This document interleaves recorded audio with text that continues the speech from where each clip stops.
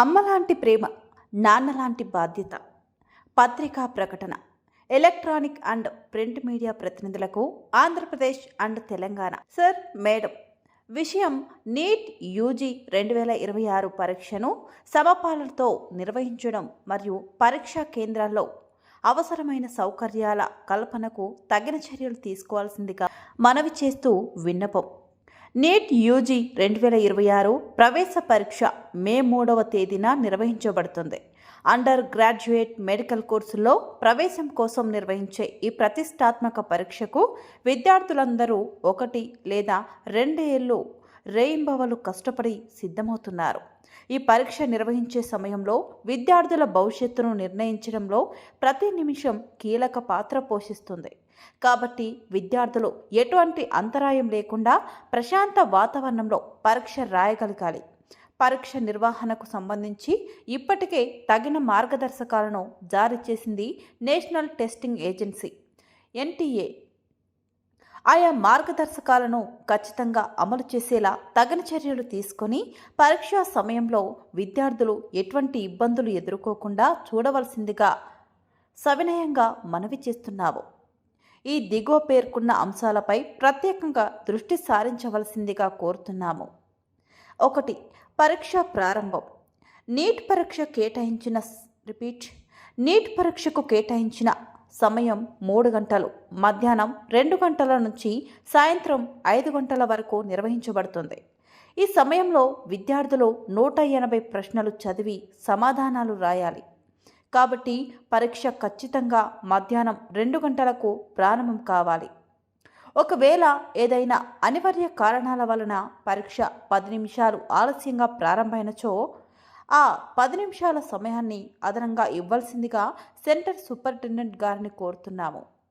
లేని పక్షంలో అట్టి విలువైన సమయం కోల్పోవడం వలన డాక్టర్ అవ్వాలని తమ కలను నెరవేర్చుకోలేని పరిస్థితి ఏర్పడుతుంది. పరీక్ష ప్రారంభం కావడానికి ముందే అన్ని ధృవీకరణ ప్రక్రియలు పూర్తి చేయాలి. కొన్ని పరీక్షా కేంద్రాల్లో పరీక్ష ప్రారంభమైన తర్వాత కూడా ఇన్విజిలేటర్లు ధృవీకరణ ప్రక్రియ కొనసాగించడం వల్ల విద్యార్థులు విలువైన సమయంతో పాటు ఏకాగ్రతను సైతం కోల్పోతున్నారు. కాబట్టి బయోమెట్రిక్ ధృవీకరణలు, సంతకాలు మొదలైనవి అన్నీ మధ్యాహ్నం 2 గంటలలోపే పూర్తి చేయాలని స్పష్టమైన ఆదేశాలు ఇవ్వాల్సిందిగా కోరుతున్నాము. NTA మార్గదర్శకాల ప్రకారం ప్రతి పరీక్షా గదిలో అందరికీ స్పష్టంగా కనిపించే విధంగా డిజిటల్ గోడ గడియారం ఏర్పాటు చేయాలి. ప్రతి గదిలో తగినంత వెలుతురు, సరిగ్గా పనిచేసే ట్యూబ్ లైట్లు మరియు ఫ్యాన్లు ఉండేలా చర్యలు తీసుకోవాలి. అంతేకాకుండా నిరంతర విద్యుత్ సరఫరా ఉండేలా సంబంధిత శాఖలకు సూచనలు ఇవ్వాలి. ప్రతి గదిలో విద్యార్థులకు చల్లని తాగునీరు అందుబాటులో ఉండేలా చర్యలు తీసుకోవాలి. కూర్చొని రాసే సౌకర్యం. విద్యార్థుల సంఖ్యకు సరిపోయేలా ప్రతి గదిలో నాణ్యమైన బెంచీలు ఏర్పాటు చేసి విద్యార్థులు సౌకర్యంగా పరీక్ష రాసే విధంగా తగిన ఏర్పాట్లు చేయాలి. పైన విన్నవించిన అంశాల పట్ల తగిన చర్యలు తీసుకొని అన్ని పరీక్షా కేంద్రాల అధిపతులకు స్పష్టమైన సూచనలు జారీ చేసి నీట్ యూజీ 2026 పరీక్ష రాసే విద్యార్థులు ఎటువంటి ఇబ్బందులు ఎదుర్కోకుండా చూడవలసిందిగా సవినయంగా మనవి చేస్తున్నాము. ధన్యవాదములతో ఇట్లు మీ విధేయుడు శ్రీ నరేంద్రబాబు, చైర్మన్, శ్రీ గోసలైట్స్ medical academy. Print media, electronic media పాత్రికేయులందరికీ నమస్కారం. అదేవిధంగా ఈరోజు మేడే, ముందుగా అందరికీ కూడా మేడే శుభాకాంక్షలు. శ్రీ గోసలైట్స్ తరపున, నా తరపున మేడే శుభాకాంక్షలు అందరికీ. ఈ విధంగా ఈరోజు మీ ప్రెస్ మీట్ కండక్ట్ చేయడంలో ముఖ్య ఉద్దేశం ఏంటంటే, నీట్ పరీక్ష మే 3వ తారీఖున జరగబోతోంది. మీ అందరికీ తెలిసిందే, ఈ రోజున తెలుగు రాష్ట్రాల్లో చాలామంది తల్లిదండ్రుల, విద్యార్థుల కోరిక డాక్టర్ అవటం. ఈ డాక్టర్ కళ అనేది 10th తర్వాత స్టార్ట్ అయ్యి కొంతమంది 2 సంవత్సరాల్లో పూర్తి చేసుకోగలుగుతున్నారు, కొంతమంది 3-4 సంవత్సరాలు కూడా పడుతుంది. అటువంటి కాంపిటీషన్లో ఈ రోజున నీట్ ఎగ్జామినేషన్ జరుగుతోంది. సుమారుగా ఆల్ ఇండియాలో 20 లక్షల నుంచి 25 లక్షల మంది పోటీ పడుతుంటే మనకున్న మెడికల్ సీట్లు, ఫ్రీ సీట్లు 1,00,000 మాత్రమే.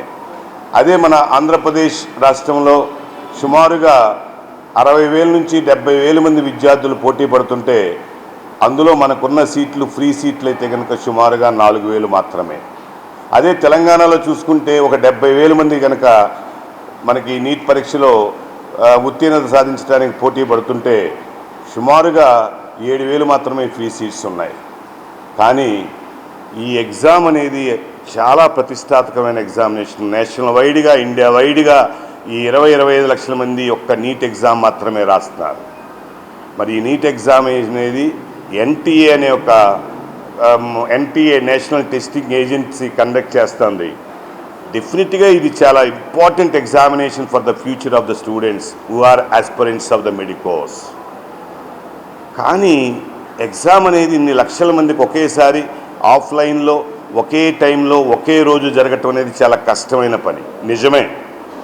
కానీ దానికి చాలా ప్రణాళికాబద్ధంగా ఎన్టీఏ గవర్నమెంట్స్ డిఫరెంట్ స్టేట్స్ గవర్నమెంట్స్కి ఇచ్చి గవర్నమెంట్స్ ఈరోజు కలెక్టర్ల ఆధ్వర్యంలో ప్రతి డిస్ట్రిక్ట్లోనూ రేపొద్దున ఈ ఎగ్జామినేషన్ అనేది జరుగుతుంది. ఈ జరిగేటప్పుడు డెఫినెట్గా చాలా వరకు బాగా చేయాలని ప్రయత్నిస్తున్నారు. కానీ ప్రతి ఏడాది ఎగ్జామ్ అయిన తర్వాత పిల్లలు చెప్పే ప్రాబ్లమ్స్ వింటుంటే చాలా బాధ కలుగుతుంది. ఎందుకంటే ఇదేదో నా శ్రీ గోసలైట్స్ వ్యవస్థ గురించో లేదంటే ఇంకోటో దాని గురించి నేను ఈ ప్రెస్ మీట్ పెట్టలేదు. పేరెంట్స్ యొక్క బాధలు చూస్తున్నాం, పిల్లల యొక్క బాధలు చూస్తున్నాం, వాళ్ళు పడే కష్టం చూస్తున్నాం. ఆ కష్టంలో ఎగ్జామ్ కనుక కొద్దిగా ఏదన్నా పొరపాట్లు కనుక జరిగితే ఎగ్జామ్ సెంటర్స్లో దాని ఎఫెక్ట్ వాళ్ళ జీవితాలు పోతున్నాయి. ఒక ఇయర్ వేస్ట్ అవుతుంది. ఎంతోమంది తల్లిదండ్రులు బాధపడుతున్నారు, ఎంతోమంది పేరెంట్స్ బాధపడుతున్నారు. దీన్ని ఒక్కసారి మానవతా దృష్టితో మన అధికారులకు కానీ అలాగే ప్రతి ఎగ్జామ్ సెంటర్లో ఉన్న చీఫ్ సూపరింటెండెంట్స్ అండ్ ఇన్విజిలేటర్స్కి కానీ మనం అవేర్నెస్లా తెలియచేయాలి. తెలియచేయటం వలన వాళ్ళు కొద్దిగా జాగ్రత్తలు వహిస్తే కనుక ఏ విద్యార్థులకు కూడా నష్టం జరగకుండా చక్కగా వాళ్ళ 3 గంటల సమయాన్ని వాళ్ళు నీట్ ఎగ్జామినేషన్ బాగా రాస్తే వాళ్ళు తర్వాత రాసిన తర్వాత వచ్చిందా రాలేదా పర్వాలేదు. కానీ ఇక్కడ తప్పిదాల వల్ల కనుక సీట్లు పోతుంటే అది ఎంతో బాధాకరమైన విషయం. దాన్ని మీ అందరికీ తెలియచేసి ఎన్నో వార్తలు, ఎన్నో బ్రేకింగ్ న్యూస్లు మీ అందరూ తెలియచేస్తున్నారు. నిజంగా ఇది పబ్లిక్ అవసరమైన ఇంపార్టెంట్ అవేర్నెస్. చాలామంది డాక్టర్ ఆస్పిరెంట్స్ అయిన స్టూడెంట్స్ పేరెంట్స్ యొక్క భావాలు ఇవన్నీ కూడా, ఆ భావాలను మీ ముందు అట్లు పెడితే మీరు దాన్ని ఒక అవేర్నెస్లా అందరికీ అధికారులకి అలాగే సెంటర్లో ఉన్న చీఫ్ సూపరింటెండెంట్స్కి అందరికీ తీసుకెళ్ళి ఆ విద్యార్థులకి కరెక్ట్గా 3 గంటల ఎగ్జామ్ జరిగే విధంగా చేస్తారు. తద్వారా నలుగురు కళలు నిలబెడతాయి, నలుగురు ఫ్యామిలీస్ హ్యాపీగా ఉంటారు అనే ఒకే ఒక ఉద్దేశంతో ఈరోజు మీ అందరికీ ప్రెస్ మీట్ పెట్టడం జరుగుతోంది. ఏంటండి ఏమేమి తప్పులు జరుగుతున్నాయి? ప్రతి ఎగ్జామ్ అయిన తర్వాత తల్లిదండ్రులు కానీ పిల్లలు కానీ మాలాంటి ఏదైతే మనకి విద్యా వ్యవస్థలు ఉన్నాయో ఆ విద్యా వ్యవస్థల్లో మళ్ళీ వచ్చిన తర్వాత ఎగ్జామ్ రాసి వచ్చిన తర్వాత బోరు నేడుస్తూ ఏమేమి ప్రాబ్లమ్స్ చెప్తున్నారు ఆ ప్రాబ్లమ్స్ మీ ముందు అట్టి పెడతాను. వీటిని సవివరంగా మీరు వివరించి ఆ ఎగ్జామ్ సెంటర్స్ హెడ్స్కి చేరే విధంగా చేసి అలాగే మన కలెక్టర్ గారి ఆధ్వర్యంలో జరుగుతుంది. ఈరోజు నేను కలెక్టర్ గారి దగ్గర కూడా వెళ్ళి నేను నా యొక్క ఇదంతా కూడా వివరించాను. ఆయన కూడా చాలా సానుకూలంగా స్పందించారు. నిజంగా మీరు చెప్పిన వ్యాలిడ్ పాయింట్స్ మేము మళ్ళీ ఇప్పుడు ఒకసారి మీటింగ్ పెట్టుకున్న అందరికీ కూడా మేము మళ్ళీ ఒకసారి మేము తెలియచేస్తామని చెప్పారు. అలాగే కొన్ని కాలేజెస్కి వెళ్ళాను, లయోలా కాలేజీకి వెళ్ళాను, ఆర్కిటెక్చర్ కాలేజీకి వెళ్ళాను, వాళ్ళ హెడ్స్తో కూడా మాట్లాడాను. వాళ్ళు కూడా చాలా సానుకూలంగా స్పందించారు, చాలా జాగ్రత్తగా చేస్తారని చెప్పారు. మీ ముందు కూడా పెడుతున్నాను. ప్రింట్ మీడియా, ఎలక్ట్రానిక్ మీడియా అనేది ఈరోజు బలమైన శక్తి. మీరు తలుచుకుంటే ఏదైనా సరే మీరు చాలా అవేర్నెస్ పబ్లిక్ ఇవ్వగలుగుతారు.